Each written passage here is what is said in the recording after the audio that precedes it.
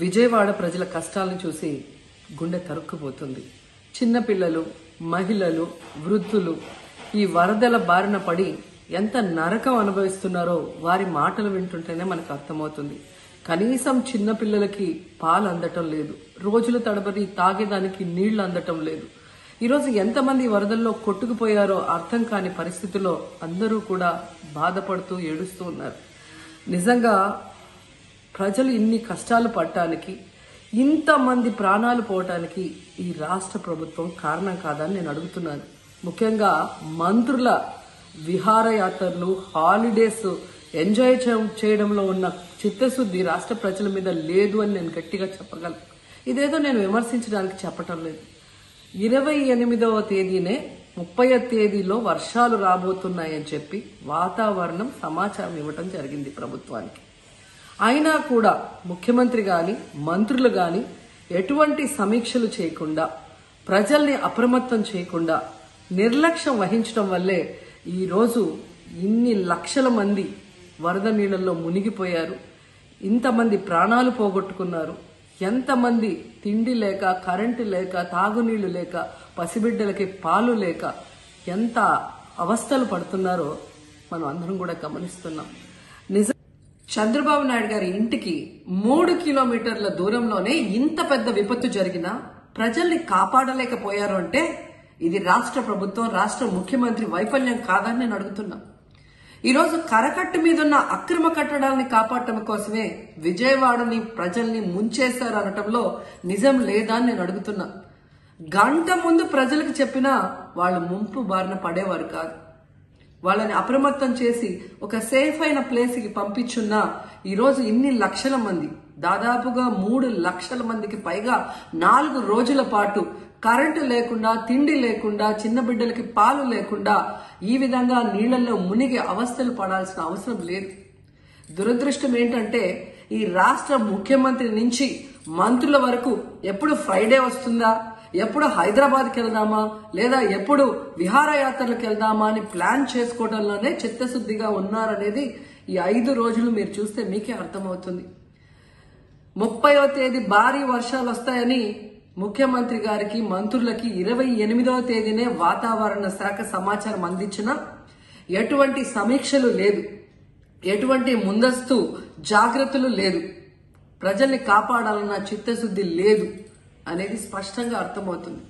ఎందుకంటే ఈ రోజుటి వరకు 4-5 రోజులు ప్రజలకి తిండి అందించడంలో ఈ ప్రభుత్వం విఫలమైంది.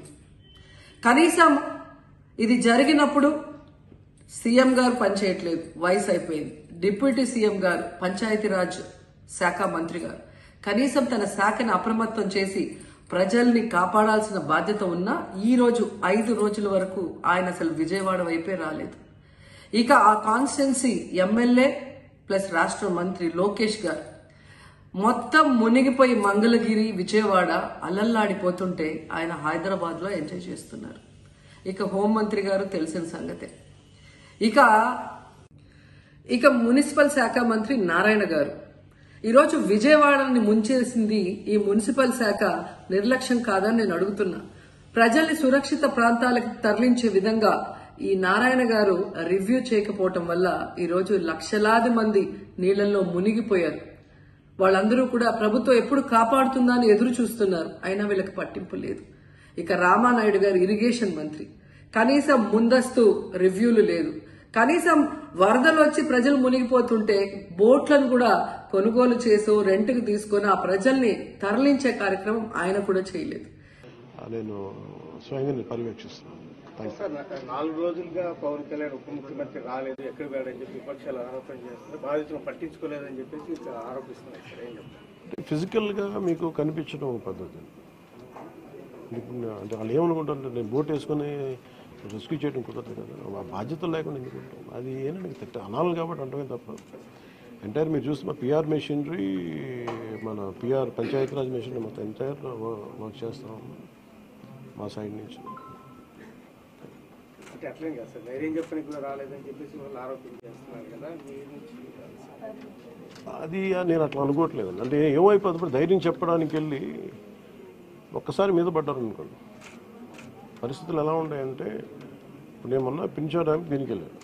నేను వెళ్ళి సహాయ కార్యక్రమం అంటే నేను ఒక ప్రత్యేకమైన పరిస్థితిలో ఉన్నాను, అది మీరు అర్థం చేసుకోవాలి. ఇప్పుడు నేను వెళ్ళి కూర్చుంటే వెళ్ళిపోదని రెస్క్యూ ఆపరేషన్స్కి ఇబ్బంది కలగకూడదన్నది ఒకటే నన్ను, ఆ సూచన ఒకటి నన్ను ఆపినాను, అంతమించి వేరే ఏం ఆపలేదు. Thank you.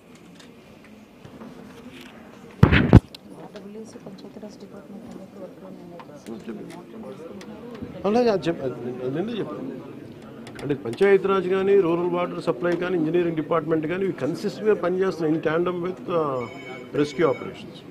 సో దాన్ని కూడా మీరు దృష్టిలో పెట్టాలి. సార్, హైదరాబాద్ తరహాలో ఇక్కడ చెరువులు అవన్నీ కబ్జాలు అవుతున్నాయి కదా, వాటి విషయంగా ఏమైనా మీ గవర్నమెంట్ దృష్టి పెడుతుంది? ఇప్పుడు ఇది సక్సెసివ్గా ఇప్పుడు మనం అంటే దీంట్లో ఒక ఇది ప్రతి ప్రభుత్వం తీసుకోవాల్సిన బాధ్యత, ఇది. ఇప్పుడు దీంట్లో ఆల్రెడీ చెరువుల్లో కొంచెం నాలాల్లో కట్టేసినవి ఉంటాయి. అసలు ముందస్తుగా వ్యవస్థలు కనుక చాలా బలంగా పనిచేస్తుందంటే పర్మిషన్స్ లేకుండా ఎప్పటికప్పుడు అది ఒక విచిత్రమైన పరిస్థితుల్లో అందరం వదిలేస్తాం, నీళ్ళు రావట్లేదని. ఎఫ్టీఎల్లో ఇప్పుడు మన హైదరాబాద్లో కూడా చూస్తున్నాం కదా, ఫుల్ ట్యాంక్ లెవెల్లో ఉన్న చోట్ల రావులని చెప్పి లాస్ట్ 20 yearsలో రాలేదని చెప్పి ఇల్లు కట్టేశారు. ఎప్పుడో సరదాగా అది ఎప్పుడు ఈ జలవనరుల శాఖ ఎప్పటికప్పుడు ఇది కట్టద్దు, పర్మిషన్స్ ఇవ్వద్దని అంటుంది మళ్ళీ. కానీ దాన్ని స్థానిక మున్సిపాలిటీలు కావచ్చు, కార్పొరేషన్స్ కావచ్చు ఇచ్చేసిన పరిస్థితుల్లో మీరు హైదరాబాద్ చూస్తున్నారు. మనకు కూడా అలాంటి పరిస్థితులు ఉన్నాయి.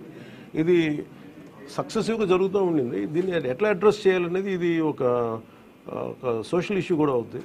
సో దీన్ని ఎలా చేయాలి, కొంత ఎడ్యుకేట్ చేసి, కొంత అవగాహన తీసుకొచ్చి, ఒక ప్రత్యామ్నాయం కల్పించి దీన్ని ఖచ్చితంగా అడ్రస్ చేయాలి. భవిష్యత్తు ఖచ్చితంగా అడ్రస్ చేస్తున్నాం.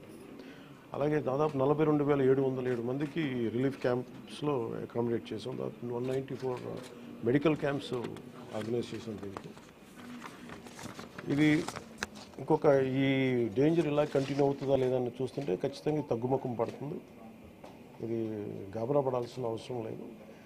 అలాగే మేము సహాయ కార్యక్రమాలు పాపం అందరూ కూడా పిఆర్ పంచాయతీరాజ్ దగ్గర నుంచి స్టేట్ సిసోడియా గారి అధ్యక్షతన గౌరవ ముఖ్యమంత్రి చంద్రబాబు గారి ఆధ్వర్యంలో సహాయ కార్యక్రమాలు, స్టేట్ డిజాస్టర్ మేనేజ్మెంట్ అలాగే నేషనల్ డిజాస్టర్ మేనేజ్మెంట్ అందరూ ఒకటే ఇన్ ట్యాండమ్ కలిసి పనిచేస్తూ ఉన్నాను. సో దాదాపు ఈ సెంటర్కి 600 to 700 కాల్స్ వస్తూ ఉన్నాయి. ఈ సెంటర్కి ఎక్కడెక్కడ ఇబ్బందులు ఉన్నాయంటే అడ్రస్ చేస్తూ ఉన్నాం. అతి తక్కువ సమయంలో ఇంత ఎఫెక్టివ్గా పనిచేయగలిగాం. కానీ భవిష్యత్తులో ఇలాంటివి జరగకుండా ఉండాలని మేమందరం కోరుకుంటున్నాం. అలాగే ఆ దిశగా పనిచేస్తాం.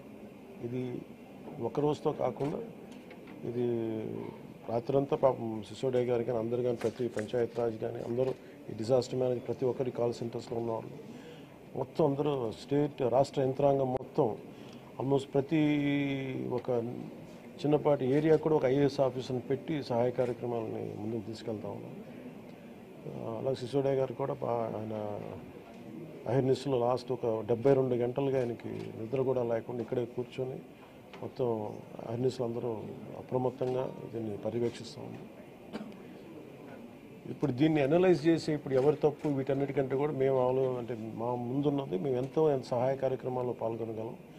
అలాగే నేను ఈ సమావేశం తరఫున ప్రైవేట్ వ్యక్తులు కూడా మన పత్రికా ప్రకటన ద్వారా నేను